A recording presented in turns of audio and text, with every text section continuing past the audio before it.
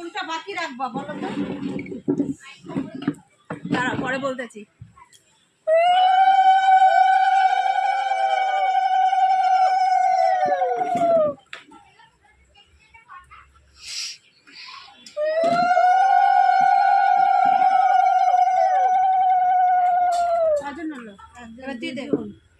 বড় বৌদি দাও।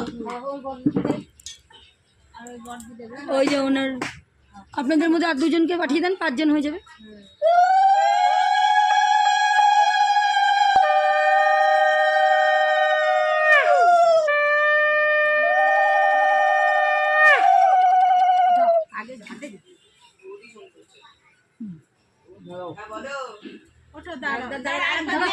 আরেকজন দিলে 5 জন হবে।